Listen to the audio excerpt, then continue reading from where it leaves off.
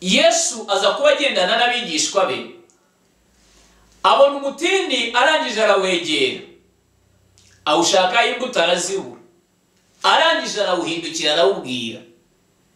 arawubwira ngo umuntu ntakongere kurya ku mbuto zawe iteka ryose. Umutini ngo ubyumve kuko byose byumva, wigira inama uravuga uti buriya rero ninguma kubaho nzibeshya nzana indabo n'indaza nzana imbuto, ikiruta ni ukuma.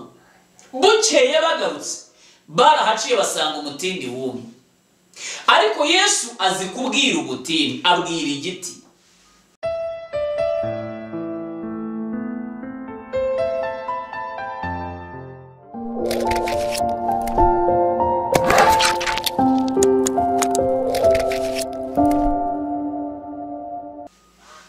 Iyi mitekerereze niyo y'umukristo ukuze mu buryo bw'umwuka. Azamura kwizera kugera ku gipimo cyaho yumva ibintu byose byumva. Ndagira ngo mwibuke igihe kimwe Mose, igihe yari ashwanye na Datani na Biramu na Kora, yaje kugera ahantu ababwira iyo nkuru sindi bujye muri ndende, arababwira ngo nimuze tujye imbere y'ihema ry'ibonaniro Imana yerekana abo yatoranije. Arangije ahageze aravuga ngo aba bantu ni bapfurupfu rusanzwe, Imana irabitaramamagaye, ariko ubutaka ni bwasama bukabamira, na n'imiryango yabo n'ibintu byabo batunze, Imana yaba yaramamagaye. Ubutaka ngo bubyumve buhita bwasama ku kanya burabamira bararigita. Ndakubwira ngo n'ubutaka burumva, nabanje kuvuga ngo n'ibuye rirumva, nabanje kuvuga ngo n'igiti kirumva. Muzakorera Imana ku gipimo cyiza ryari nimuzamura kwizera mukagera ku gipimo cyumva ibintu byose byumva, icyo gihe muzakorera Imana. Ariko mu gihe kwizera kwanyu kukiri munsi y'akabuto ka sinapi, utabasha gutekereza yuko wabwira n'imvura ngo uyibwire ngo wamvura we manuka ugwe, ni ukuri kose kwizera kwawe kurababaje. Nicyo gituma intambara n'ibibazo byitugatugira ku rugi rw'umutima wawe, nuko utafite kwizera kumenya ko buri kimwe cyumva ngo ujye ukibwira ijambo rigikwiriye. Aha niba ngarutse ukaba unyumvishe neza, Mose yavuze ko ubutaka bwakwasama bukabamira, bubyumvishe burasama burabamira. Ibi wowe ubitekereza ute? Wowe wabasha kubwira ubutaka cyangwa uzi ko butumva? Uzaba umukozi w'Imana ryari ku gipimo cya Eliya niba utazi yuko umuriro wumva? Eliya umunsi umwe aza kuba ari ahantu aterwa n'ingabo 50, umwami azohereje ngo zize zimufate. Zirangiza ziramubwira ngo muntu w'Imana, umwami aradutumye ngo tukujyane. Yarababwiye ngo niba ndi umuntu w'Imana, nona umuriro nuve mu ijuru gutwikane n'ingabo zawe 50, ako kanya umuriro urabatwika. Eliya yari umuntu usanzwe uzi kuvugana n'umuriro, kuko yarazi ko umuriro ugira amatwi. Kwizera guke kwawe gutuma utamenya ko ibintu bifite amatwi n'icyaka gutabaye, ntabwo kizagutabara, kuko wowe n'ujya ukibwira ngo kimanukire gutabara. Vuga aya magambo. Eliya bamutumaho izindi ngabo, nanone abwira umuriro ati manuka, umuriro uramanuka. Umunsi umwe ahanganye n'abahanuzi ba Bayali, Eliya yigeze kubabwira ariko ngo bazane imfizi yanyu nanjye bazane iyanjye, hanyuma twese tuze guhamagara umuriro. None Imana iri busubirishe umuriro, iraba ariyo Mana. Mana yarabyumvaga, n'umuriro bawubwiye urabyumva uramanuka. Agitakira Uwiteka ntabwo yatinze, umuriro uramanuka, igitambura gikongora. Umuriro we yarazi ko umuriro wumva. Mwibuke igihe Eliya na Elisa bakurikiranaga Eliya ajya kuzamurwa, mwibuke ukuntu Elisa amaze gufata umwitero agarutse, hari abana bamututse baravuga ngo wa munyaruhara we n'ibindi bavuze. Abanye basoma Bibiliya byagenze bite? Elisa muri kwa kwizera mubwira ko abantu bari ku rundi rwego, ndagira ngo ukure mu kwizera rero baze gucalenginge mu myizerere yawe. Wowe urumva nta hantu ufite intege nke mu kwizera. Eliya arangije aravuga ngo na Elisa aravuga ngo nona inyamaswa zive mu ishyamba zize zaraje amadubu haza amaduru arabashishimura arabarangiza. Wowe ubitekereza iki? Utekereza ko wabwira inyamaswa ikakumva? Nyine kuko utabyumva ko bishoboka, nicyo cyerekana ko ufite kwizera guke. Iyo umuntu mubwiye ngo urizera arakwikiriza, ariko ukibaza impamvu adakora nk'ibyo abandi bizeraga bakoraga, ugahita umenya ngo yikirije ku rurimi ariko mu mutima ntabwo yizera. Abantu benshi ntabwo mwizera ariko ntabwo muzi ko mutizera. Reka dusome muri Mariko igice cyaho cya 11 umurongo waho wa 20. Iyi nkuru tuyisome twihuse cyane. Mariko 11 umurongo wa 20, Bibiliya iravuga ngo iki? Iravuga ngo iby'umutini n'ibyo gusenga no kubabarirana.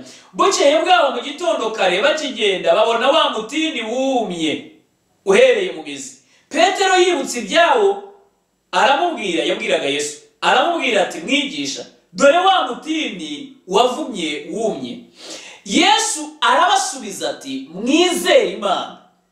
Ndababwira ukuri yuko umuntu wese wabwira uyu musozi ati shinguka utabwe mu nyanja, ntashidikanye mu mutima we, yizeye yuko icyo avuze gikorwa yakibona.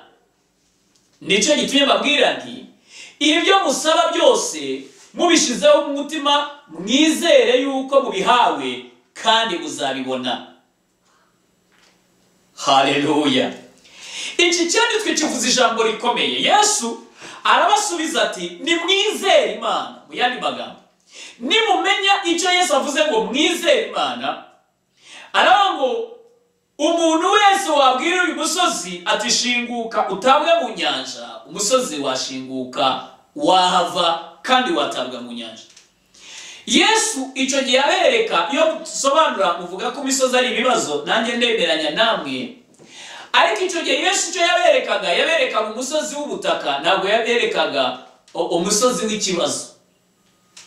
Aravuga ngo wabwira uyu musozi, bisa nkaho yanawutunze urutoki, aravuga ngo wabwira ngo shinguka utabwe mu nyanja, ntashidikanye mu mutima we. Mu yandi magambo, ibyo usengera byose n'ibyo usaba byose n'ibyo ushaka ko bikorwa n'Imana mu buzima bwawe, ibyinshi ushidikanya mu mutima wawe. Iki nicyo cyerekana ko udafite kwizera kungana n'akabuto ka sinapi. Nagiye mbona abantu yubaka urugo rwe, noneho yajya gukora irembo ry'urugo ruziwe, ugasanga yaciye akantu k'akaryango katakwinjiramo n'igare rihetse urugi. Ubwo si uwo muntu mu kwizera ko uratekereza ko ateganya ko azatunga imodoka? Umuntu utanatekereza yuko yabona n'iyo umushyitsi uri bumusure.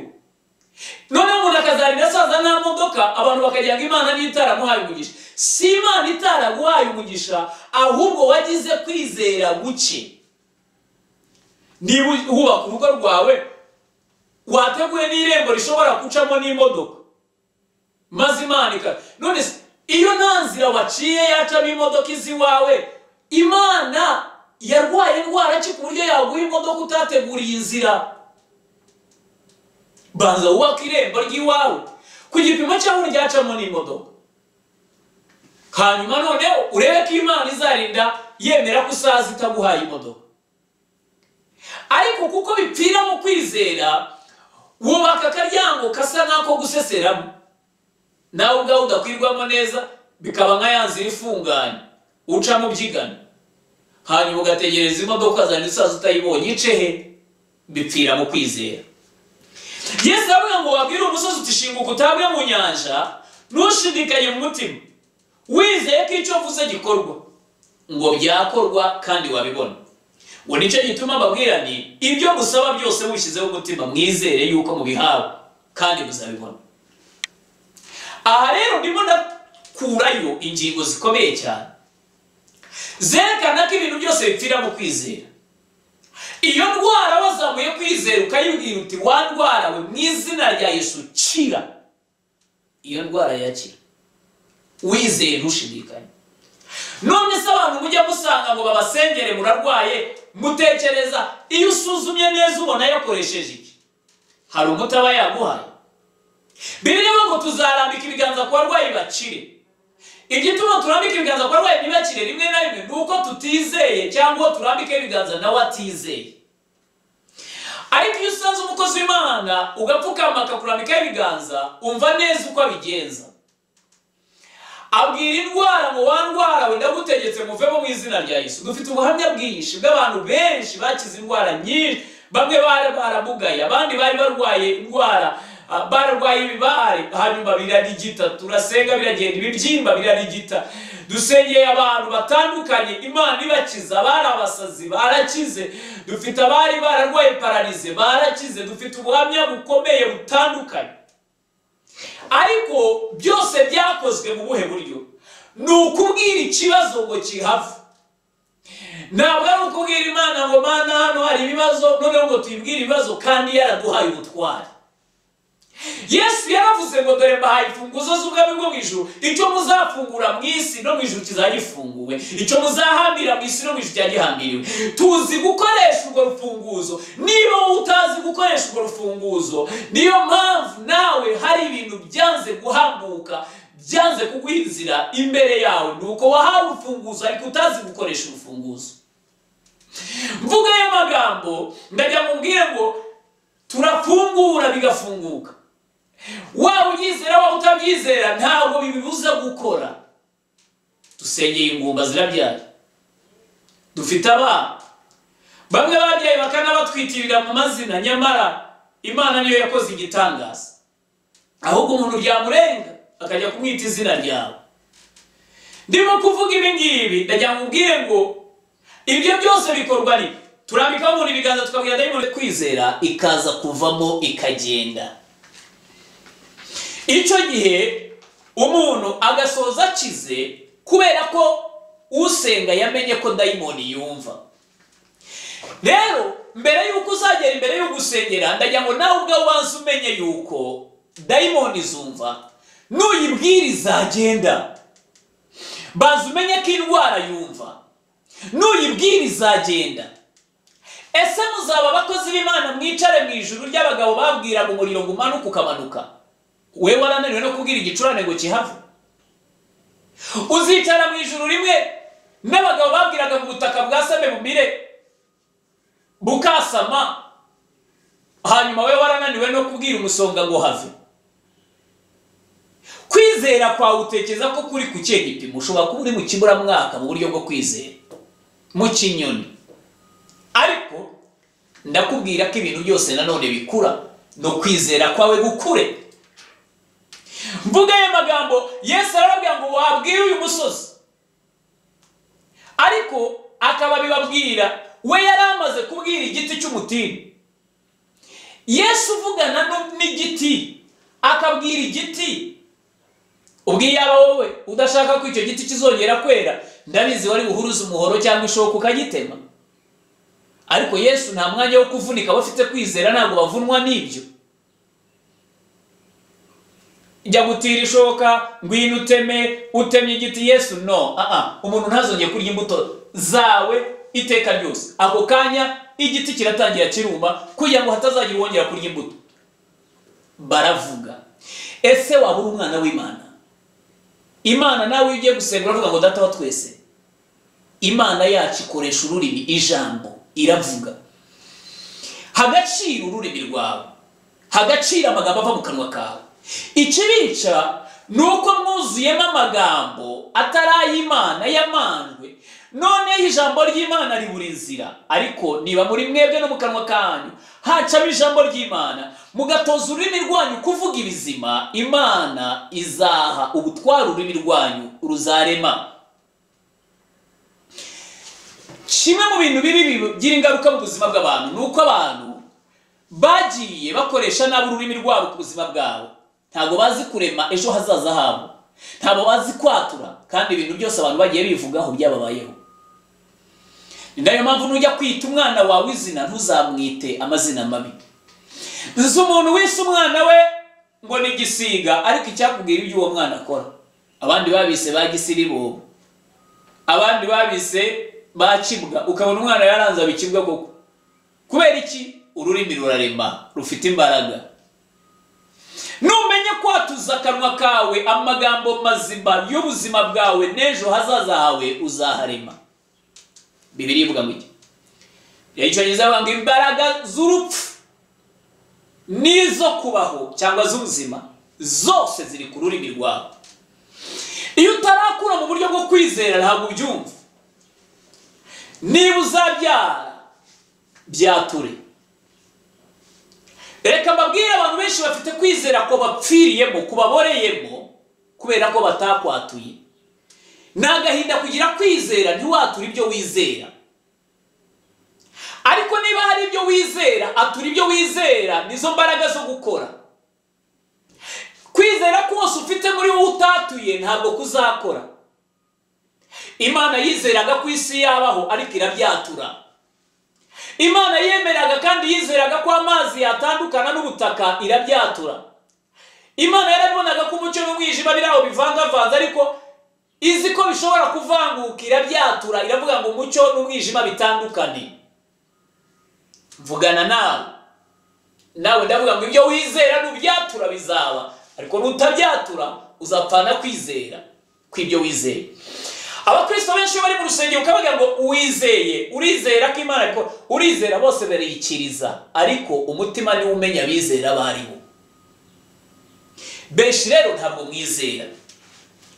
Niba wizera wahanurira imitsi yawe, wabwira amagufwa yawe. Niba wizera, umunsi umwe Uwiteka Imana vugana n'umuhanuzi Ezekiel ngo areba mu kibaya abona amagufwa yumye. Aravuga ngo yewe mwana w'umuntu ari amagufwa mbese yakongera kuba haramubwira ngo ntabwo mbizi databuja ni mubika. Aravuga none uhanurira ari amagufwa. Yabwiye amagufwa araterana, Ezekiel kiramutungura kiramurenga. Aranya ngo yabwire ate imitsi izaho. Aravuga ngo none ongera uyabwire ngo inyama zizeho. Niba uzaba umukozi w'Imana, dore intambwe ya mbere yo kuzaba umukozi w'Imana ni ugukura mu buryo bwo kwizera. Haleluya. Ni ugukura mu buryo bwo kwizera ukagera umenya yuko umuntu w'Imana ashobora kuvugana n'imitsi, umuntu w'Imana ashobora kuvugana n'amagufwa, umuntu w'Imana ashobora kuvugana n'inyama, umuntu w'Imana ashobora kuvugana n'ingingo. Icyo gihe nibwo uzagera ku gipimo gisengera umurwayi agakira, cyaturaho umuntu ikintu kikazamubaho. Ariko kwizera guce kw'abantu niko gutuma batagera ku gipimo gishobora kubwira ibibazo byabo ngo babihandoringe, babisetoringe. Reka mbabwire, Imana iduhaye ijambo ryiza.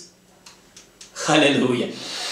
Abantu bose twagiye dusengera twabaga nta kindi twabafashaga, tubwira ibibazo byabo ko bikwiriye kuvaho, tubwira indwara ko igomba gukira, tubwira dayimoni ko igomba kumuvamo. Nibyo byonyine, kandi zaratwumviye ziragenda. Nawe utarazibwira ntabwo zirakumvira kugeza igihe uziga kuzibwira kuko wamenye yuko ibintu byose byumva. Reka dusome ikindi cyanditswe kiri muri Zakariya igice cyaho cya 4. Reka mere ku murongo waho wa 5 kugira ngo twihute. Zakariya igice cyaho cya 4 umurongo wa 5, Bibiliya ivuga ngo iki? Marayika twavuganaga arambaza ati ibyo ntuzi uko bisobanurwa? Ndamusubiza nti oya nyagasani.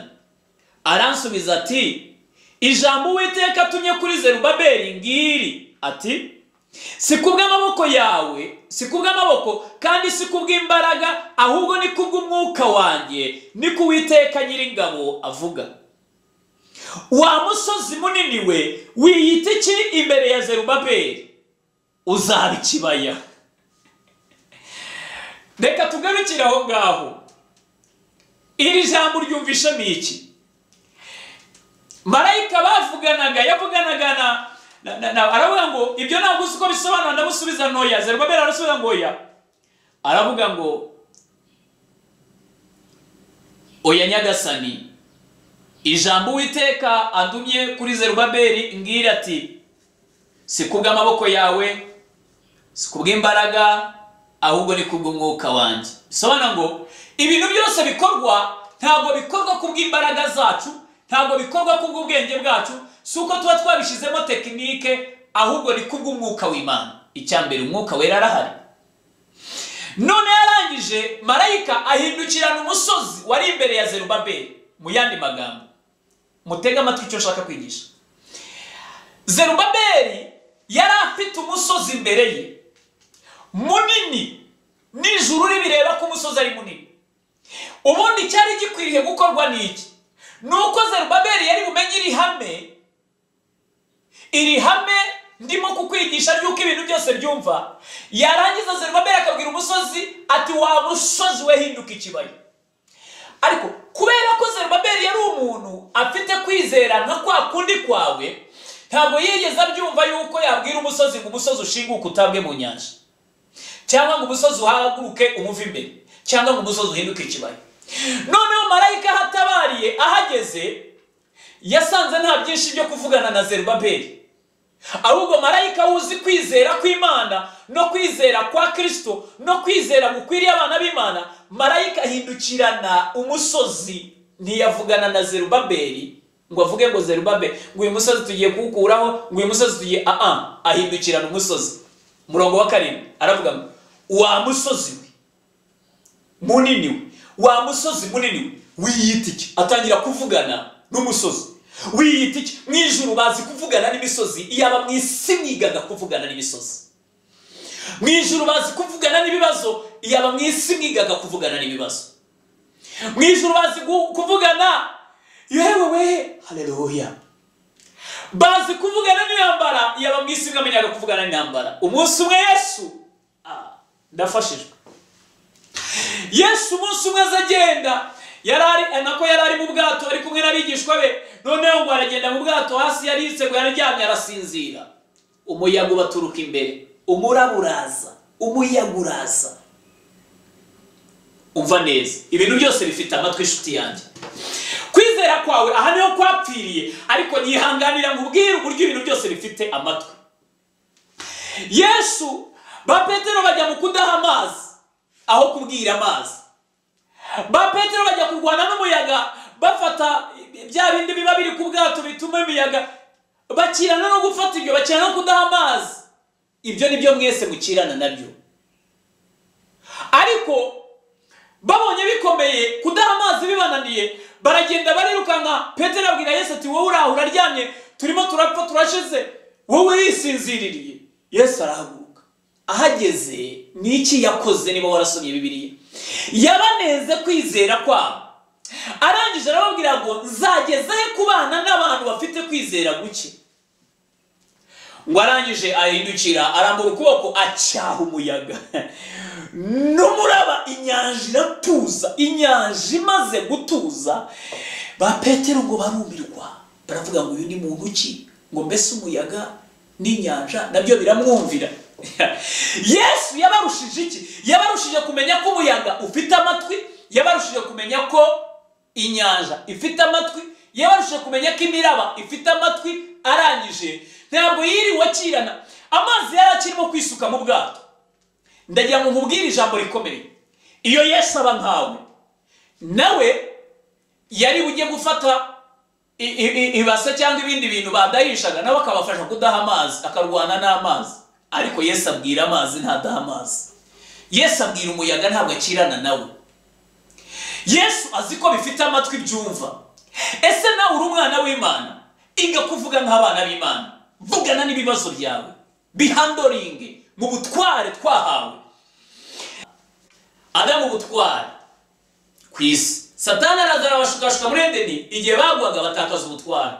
Yesu agarutse amaze kuducungura, cyangwa se agarutse kuducungura, igihe yavuganaga na Petero mu magambo yerekera amagambo ya nyuma, arambwira ngo mbahaye ubutware. Bisobanura ngo Satani yari yarabutwatse, noneho Yesu abarabutugaruriye. Ubwo twatakarije muri Edeni tubugarurirwa na Yesu. rero ubutware twagaruriwe mureke tubukoreshe, kandi aho uzageza kutabyizera no kutabyumva ni nawe uzageza kubana n'intambara zawe n'ibibazo byawe, ariko kuri twebweho birakora. Hanyuma rero kuko utabyizera uzakomeza wizere igikakarubamba na tungurusumu, ariko twebwe twizera Yesu ko ari umwami n'umukiza.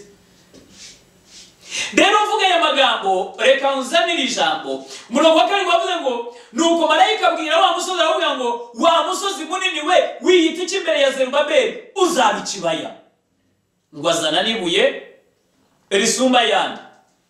Reka mvuge ngo we yahindukiranye umusozi aravuga ngo uzaba ikibaya.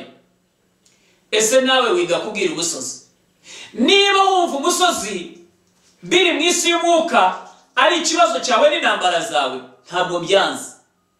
Hari ubuzima umuntu ahura nabwo bukamubera umusozi, bukamubera intambara, akumva bwararumbara yari umusozi, ariko igakuvugana n'umusozi. Niba ari n'ikibazo igakuvugana n'ikibazo cyawe, niba ari n'umusozi w'ubutaka, ariko igakuvugana n'ibyo wumva wita umusozi ku buzima bwawe. Reka nerekera ku musozo dusome icyanditswe kiri muri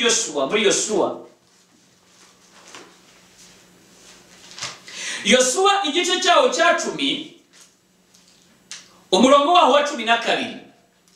Abantu bazakorera Imana ikanezerwa n'abahe? N'abantu bafite kwizera. Bibiliya yavuze ngo umukiranutsi wanjye azabeshwaho no kwizera, ngo nyamara nasubira inyuma umutima wanjye ntabwo uzamwishimira. Hari abantu rero benshi kubera ko batizera, umutima w'Imana ntabwo ujya ubishimira, ariko nuzamura kwizera Imana izakwishimira, n'umutima wayo uzakwishimira. Reka dusome iki cyanditswe. Bibiliya ivuga ngo izuba rihagarara umunsi wose ntiryarenga. Umunsi Uwiteka yagabije Abisirayeli Abamori, Yosuwa abwirira Uwiteka imbere y'Abisirayeli ati zuba hagarara kuri Gibeyoni, nawe kwezi hagarara mu gikombe cyo kuri Ayaloni. Izuba rihera ko rirahagarara n'ukwezi kugumaho kuri, bigeze ubwo bwoko bwamariye guhora inzigo ababisha babo. Mbese icyo ni cyanditswe mu gitabo cya Yashari. Imana yacu idufashe kandi tugirire neza. Iyo umukristo arimo gukura mu kwizera, amenya ko ibintu byose byumva. Noneho yazaba ari no mu ntambara ye, akagira ibintu ari butegeke, ari bubwire bikumva, kuko ari umwana w'Imana, aba arimo kwapurayinga ihame ry'ubwami bw'Imana, aba arimo gushyira mu bikorwa ihame ry'ubwami bw'Imana. Noneho ibintu nawe bikamwumvira nk'uko byumviye Imana Data. Kubera iki? kuko ari umwana w'Imana. Kandi wibuke ko umwana wawe cyangwa umwana murumuna wawe wabonye nk'umwana muto yiga kuvuga, ariko yigana ababyeyi be. Natwe mureke twigane ababyeyi bacu. Ndavuga Data wa twese. Yosuwa yari ari ku rugamba, Yosuwa yari arimo kurwana. Yosuwa agiye kubona izuba rirarenga kandi intambara itararangira. Yosuwa abona ikibazo cyakajukana, abona ikibazo cyiyongereye, ariko agiye kubona izuba naryo riramutengushe, kandi abona abanzi be yarabamereye nabi, kandi abona nibwire mu ijoro atari bubashe ngira ngo kurwana uko yabyifuzaga. Arangije azamura umutima, spiriti numva nshaka yuko iba riba mu mutima wawe no mu buzima bwawe. Azamura kwizera, aravuga atari kubundi ubu ndirirwa mbwira Imana ngo Mana dufashe ibi ngibi dufatireho, ahubwo nahindukiye nkabwira umusozi wanjye, nkabwira ikibazo cyanjye, cyangwa se nkatanga woda, nkategeka, nkavuga. Yosuwa arahindukira abwira izuba ati zuba hagarara kuri Gibeyoni. Izuba ntabwo ryavuye ngo rize guhagarara Nyagatare, ntabwo ryavuye ngo rize guhagarara i Kigali. Izuba ryahagaze kuri Gibeyoni, aho baribwiye kubera iki rifite amatwi, kandi ni umukozi w'Imana, afite kwizera, arategetse, aravuga, izuba rirumva, rihagarara kuri Gibeyoni. Arangira ngo nawe kwezi hagarara mu gikombe cyo muri Ayaloni. Ntabwo izuba, ntabwo ukwezi kwavuyeho ngo guhagarara aho batakubwiye. Ukwezi kwagenda nako guhagarara muri icyo gikombe, ngo kugeza igihe yamaze guhora inzigo ababisha be. Ubwo bwoko bumara guhora inzigo ababisha babo, ahangaha bishatse kuvuga iki? Bishatse kuvuga ngo abantu benshi hari ukuntu bakwiriye kwiga kuvugana n'ibibazo byawe, igakubwira kuvugana n'ikibazo cyawe, igakubwira ikibazo cyawe ko ufite Imana ikomeye, igakubwira ikibazo cyawe yuko utanafite ubwoba. Imwe mu ntwaro ya mbere Satani arwanisha ni iterabwoba. Iyo Satani aguteye ubwoba, ibindi byose aba yamaze kugutsinda. Iyo ubwoba bwinjiye, kuko Bibiliya ivuga ngo abanyabwoba ntibazaraga ubwami bw'Imana. Ese ubwo waba uzi icyo baba bashaka kuvuga? Twe kugitindaho si cyo naje kwigisha. Ariko abanyabwoba ntibazaraga ubwami, kandi wowe yenda ubwoba bwakubanye bwinshi. Ni gute? Tinyuka igakuvuga. Niba ari indwara y'ibwira igende, niba ari dayimoni y'ibwira igende, niba ari ikibazo kibwire ko kizabaho. Reka mvuge aya magambo nerekeye ku musozo. Ni ikosa kuvugishwa n'ibihe urimo. Ntabwo twebwe tugenda tuvugishijwe n'ibihe, ahubwo tuvugishwa n'ibyo twizera. Iyo uvuze uvugishijwe n'ibihe uvuga amakosa. Umunsi umwe Abisirayeli bari mu rugendo bajya muri Kanani, Mose yaje gutuma abatasi 12 kujya gutata igihugu cy'i Kanani. Noneho baragenda baratata, bagarutse bagarukana inkuru bagarukanye 10 muri bo baravugaga bati igihugu twakibonye ni cyiza, ariko abanaki n'abagabo barebare twabonaga tumeze nk'izige, nabo babona tumeze nkazo. Ururimi rw'umuntu rwamukoraho, kandi Bibiliya ivuga ngo akarimi kabi gasembera umusaya. Noneho abandi babiri Kalebo na Joshua bo barahagarara baravuga bati igihugu twakibonye ni cyiza, nabo banakiri bare, ariko niba Uwiteka twishimira icyo gihugu tuzakijyamo kandi tuzabamiragura nk'umutsima. Haleluya! Icyo gihe byashoje bite? Byashoje koko abo babiri bavuze ko igihugu bazakijyamo bakigiyemo, abavuze ko batajyayo bapfa rwose, bari bameze nk'inzige, nabo babaye inzige bashirira aho mu butayu, ntabwo bagezeyo. Ururimi rwawe nirwo rurimo kwerekana iyo ujya. Ururimi rwawe nirwo rurimo kuvuga uzaba we. Ururimi rwawe nirwo rurimo kwerekana uzaba ufite gaciro ki. Ururimi rwawe nirwo rurimo kuvuga urinde. Ururimi rwawe rurimo ruradescribinga uzaba we ejo hazaza. Iyo rero abantu bavugishijwe n'ibibazo barimo, kuvugishwa na condition urimo ni kibi cyane. Bibiliya ivuga mu Abakorinto ba kabiri igice cya 5:18, iravuga ngo natwe ntitureba kubiboneka, ahubwo tureba kubitaboneka, kuko ibiboneka ari iby'igihe gito, naho ibitaboneka bikaba ari iby'iteka ryose. Haleluya! Ntabwo tugenda tuvuga ibyo tureba, ahubwo tuvuga ibyo tutareba. Tugenda tuyoborwa n'ibitaboneka. Kwizera ntabwo kugaragara, ariko kurakora. Natwe ntitureba kubiboneka, ahubwo tureba kubitaboneka. Iyo urebye kubiboneka uratsindwa, ariko iyo urebye kubitaboneka ujya mu kwizera, warangiza ugasingira ibikomeye. Ibitaboneka by'Imana bifite imbaraga kuruta ibiboneka. Mvuga y'amagambo, reka nkubwire ngo igihe Abisirayeli bari ku nyanja baravugaga ngo turapfuye, baravugaga ngo turashize, ariko Mose yababwiye ngo iki? Yavuze ngo mwitinya Abanyegiputa mubonye, kuko mutazongera kubabona ukundi. Ntabwo avugishijwe na situation abona. Abanyegiputa yarabarebaga, amagare yarabarebaga, intambara yazirebaga, ariko ntabwo avugishwa n'ibyo abona, avugishwa n'ibyo yizera. Umukristo uzanesha n'uvugishwa no kwizera kwe, ntavugishwe n'ibibazo areba. Wivugishwa n'indwara, wivugishwa n'ubushomeri, wivugishwa n'ubukene, wivugishwa n'intambara, wivugishwa n'ibibazo, vugishwa no kwizera, vugishwa n'ibyiringiro, vugishwa. Haleluya! Nibyo wizera kuruta kuvugishwa n'ibibazo ureba. Ikibazo gishobora kuba gihari, ariko ntabwo ari ihame, si umurage. Kibwire ko kihava, Imana yo mu ijuru izakihakura, nawe uzaba ubonye ubuhamya, Imana ikugirire neza, Imana ibahe umugisha. Murakoze. Reka dushime Imana. Data mwiza, mu izina rya Yesu, reka ubwoko bwawe bukure mu kwizera. Mwami, nciye bugufi imbere y'amaso yawe, nibazamura kwizera bazanesha, bazatsinda, ntibazakangwa n'ubutayu, ntibazakangwa n'intambara, ahubwo Mwami mwiza, muri byose uzabatsindishiriza, kubera ko ururimi rwabo rwize kwatura bizima. Reka ururimi rwabo rureme bizima, kandi rwature bizima. Ni mu izina rya Yesu Kristo umucunguzi wacu. Amen. Imana ibahe umugisha. Umwami Yesu abarinde. Naho mutaha.